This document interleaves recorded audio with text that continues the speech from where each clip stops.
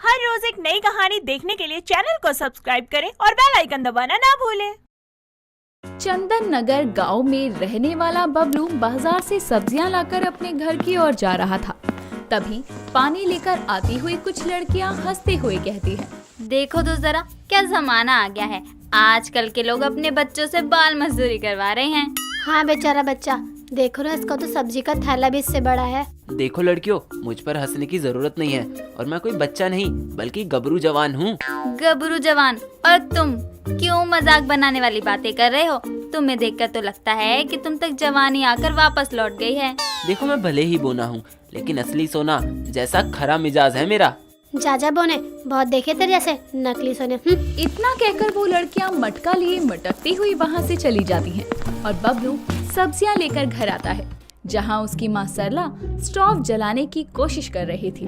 काफी कोशिश करने के बाद भी स्टोव नहीं जलती और वो थककर बैठ जाती है। अब इस मरी स्टोव को क्या हो गया? कहीं खराब तो नहीं हो गई?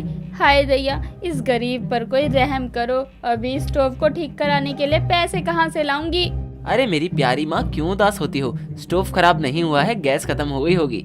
आ गया तू? कितनी देर लगा दी सब्जी लाने में तूने? माँ, सब्जी इतनी महंगी है कि मुझ जैसा गरीब बोना तो सोच में पड़कर अपनी जेब टटोलने लगता है। इसीलिए सोच समझकर 2-4 सब्जियां ही लाया हूँ। पता नहीं पैसों की तंगी से कब निजात मिलेगी। जा गैस भरवाला, वरना दुकान बंद हो गई तो खाने की दिक्कत हो जाएगी। हाँ जाता हूँ। आराम से, कहीं सिलेंडर के नीचे न दब जाइयो। क्या माँ, इतना भी बोना नहीं हूँ, मैं आता हूँ थोड़ी देर में। इतना कहकर बबलू छोटा सिलेंडर उठाए बाहर चला जाता है और उसकी माँ सब्जियां काटने लगती है। बबलू, जिसे गांव वाले बबलू नहीं बल्कि बोना या टिंगो कहकर पुकारा करते थे, क्योंकि भले ही बबलू 23 साल का जवान था लेकिन उसकी हाइट किसी 13 साल के बच्चे जितनी थी। साथ ही वो बहुत गरीब भी था, जो कि अपना और अपनी माँ का गुजारा बहुत मुश्किल से कर पाता था। गांव के लोग उस गरीब बोने का बहुत मजाक बनाते थे, लेकिन गांव में उसका एक जिगरी दोस्त था मंगलू, जिसके साथ समय बिताकर उसे अच्छा लगता था। एक रोज बबलू अपने दोस्त मंगलू के साथ गांव की एक शादी में जाता है, जहां फेरे लेते हुए दूल्हा दुल्हन पर फूल फेंकते हुए मंगलू कहता है, यार बबलू, हमारे फेरे कब होंगे? जब कोई लड़की मिलेगी। लड़की तो बहुत मिली है लेकिन हमको कोई पसंद ही नहीं आती। कैसा खच्चर है तू? तुझे लड़की मिल रही है तो पसंद नहीं आ रही, और यहाँ एक मैं बोना जिसे पसंद से क्या, लड़की मिल जाए वही बहुत है। ऐसा काहे सोचता है बबलू? जानता है ना, सबकी जोड़ी ऊपर से बनकर आती है। तुम्हारे लिए भी बैठी होगी कोई बोनी। मुझे तो नहीं लगता। एक तो बोना, ऊपर से गरीब, ऐसा पति कौन सी लड़की चाहेगी? मंगलू, मुझे तो लगता है ये तेरा गरीब बोना दोस्त कुआरा ही मरेगा। अरे यार, अभी आधी जिंदगी नहीं गुजरी, तुम मरने की बात करते हो। राम जी सब भली करेंगे। शादी का लड्डू खाने को मिले ना मिले, चलो शादी का खाना ही खा ले। तभी दोनों खाना खाने के लिए चले जाते हैं। समय बीतता है। बबलू की बढ़ती उम्र के साथ उसकी माँ सरला को उसकी शादी की जल्दी होने लगी थी, क्योंकि बुढ़ापे के कारण अब वो भी घर को नहीं संभाल पाती थी। तो बबलू जिस सेठ के यहाँ काम किया करता था, उस सेठ के गांव से शहर चले जाने के कारण उसका काम भी छूट जाता है, जिसके कारण उसके घर में पैसों की तंगी होने लगी थी। एक रोज खाना खाते हुए बबलू अपनी माँ से कहता है, माँ, ये सब्जी तो कच्ची कच्ची लग रही है, ढंग से पकाई नहीं है क्या? हाँ, नहीं पकाई, क्योंकि सब्जी में मसाले डाले तभी गैस खत्म हो गई। अभी ये आधी कच्ची पक्की सब्जी ही बनी है, ऊपर से पैसे भी नहीं है जो गैस भरवा लेती। माँ, मैं समझता हूँ, लेकिन मुझ बोने को बच्चा समझकर लोग काम देने से ही मना कर देते हैं। मैंने मंगलू से भी बात की है तो वो भी अपनी तरफ से कोशिश कर रहा है। अच्छा माँ, वो विमला काकी ने कोई रिश्ता बताया कि नहीं?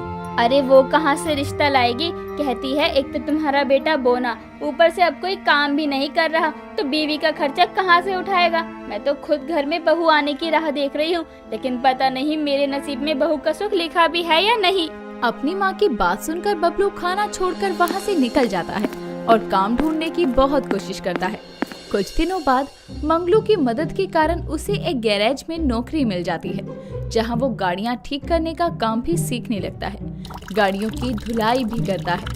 2 महीने का समय बीत जाता है और एक रोज बबलू अपनी माँ और दोस्त मंगलू के साथ दूसरे गांव में रिश्ते के लिए लड़की वालों के घर जाता है, जहां उनकी खूब आओ भगत होती है। थोड़ी देर में एक काली सी लड़की चाय नाश्ता लेकर सामने आती है, तो उस लड़की की माँ सुनीता मंगलू को देखकर कहती है, बेटा यही है मेरी बेटी कविता, तुम्हें इससे जो पूछना है पूछ लो। अरे हम काहे के लिए कुछ पूछे? बेटा अब शादी तुम्हें करनी है तो सवाल भी तुम ही पूछोगे ना। नहीं नहीं बहन जी, ये लड़का नहीं है, लड़का तो ये है बबलू। बहन जी देखिए मजाक मत करिए, माना कि मेरी लड़की काली है, लेकिन इसका मतलब ये नहीं है कि उसकी शादी ना हो या मैं अपनी बच्ची की शादी किसी से भी करवा दूं। अरे अरे आंटी जी, बच्चा नहीं, यही तो सच्चा लड़का है, हम तो इसके दोस्त हैं। हे भगवान, यानी आपका बेटा बोना है बहन जी? हाँ तो आपकी लड़की भी तो काली है, ये तो आपने बताया ही नहीं था। मुझे क्या पता था कि मेरी बेटी के लिए एक बूने लड़के का रिश्ता आएगा। आप लोग शांत हो जाइए।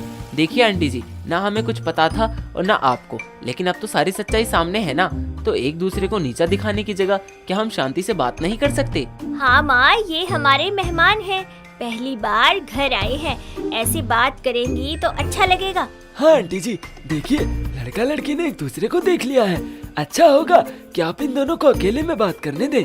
तभी सुनीता खुद को शांत करती है और अपने मन में कहती है, शायद यही ठीक होगा।